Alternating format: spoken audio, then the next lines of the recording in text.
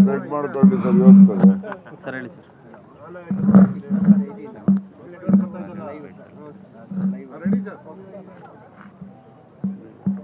ಚೆನ್ನಮ್ಮನವರ ನಿಧನ ನಮ್ಮ ರಾಜ್ಯದ ಜನತೆಗೆ ತುಂಬಲಾರದ ನಷ್ಟ ಅಂತ ಹೇಳಿ ನಾವೆಲ್ಲ ಭಾವಿಸಿದ್ದೇವೆ.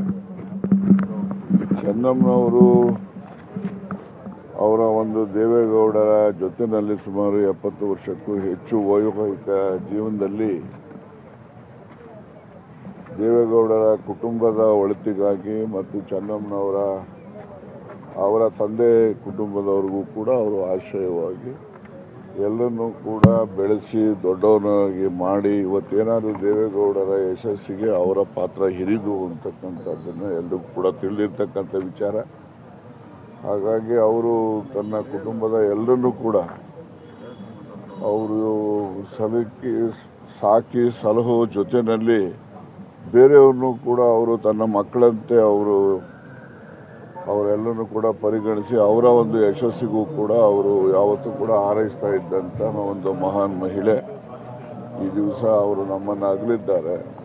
ಅವರ ಅಗಲಿಕೆಯಿಂದ ಆಗಿರ್ತಕ್ಕಂಥ ನಷ್ಟವನ್ನು ಅವರ ಕುಟುಂಬದವ್ರಿಗೂ ಭರಿಸ್ತಕ್ಕಂಥ ಶಕ್ತಿ ಭಗವಂತ ದಯಪಾಲಿಸಬೇಕು.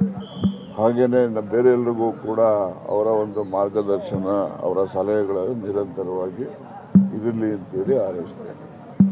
Thank you.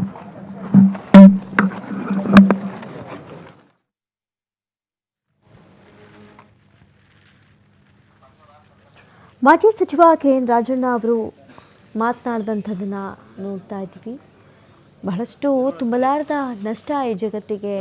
ಇವತ್ತು ಹೊರಗಡೆ ಏನೇ ಸಾಧನೆ ಯಾರೇ ಮಾಡಿದ್ರೂ ಮನೆಯಲ್ಲಿ ಕೊಡುವಂಥ ಸಪೋರ್ಟ್ ಅದೆಲ್ಲದಕ್ಕೂ ಕಾರಣ ಎನ್ನುವಂಥ ನಿಟ್ಟಿನಲ್ಲಿ ದೇವೇಗೌಡರ ಈ ಸಾಧನೆಯ ಹಿಂದೆ ನಿಂತಂಥವರು ಚೆನ್ನಮ್ಮ ಎನ್ನುವಂಥ ವಿಚಾರವನ್ನು ಮಾಜಿ ಸಚಿವ KN ರಾಜಣ್ಣ ಅವರು ಸ್ಮರಿಸಿಕೊಂಡಿದ್ದಾರೆ. ಜೊತೆಗೆ ಬಹಳಷ್ಟು ಎಲ್ಲರನ್ನ ಪ್ರೀತಿಯಿಂದ ಕಂಡಂತಹ ಆ ವ್ಯಕ್ತಿತ್ವ ಮತ್ತೆಂದೂ ನೋಡೋಕ್ಕಾಗಲ್ವಲ್ಲ ಅನ್ನುವಂಥ ನೋವು ಅನೇಕರನ್ನ ಕಾಡ್ತಾ ಇದೆ. ಬಹಳಷ್ಟು ಜನರಿಗೆ ಮಾದರಿ ಯಾರಾದರೂ ಪ್ರಭಾವಿ ಮನೆಯವರು ಅಂದ ತಕ್ಷಣ ಯಾವುದೇ ಅಹಂ ಇಲ್ಲದೆ ಎಲ್ಲರೊಟ್ಟಿಗೂ ಪ್ರೀತಿಯಿಂದ ಅವರು ನಡ್ಕೊಳ್ತಾ ಇದ್ದಂತಹ ಸಂದರ್ಭಗಳನ್ನು ಜನ ಮೆಲುಕು ಹಾಕ್ತಾ ಇದ್ದಾರೆ.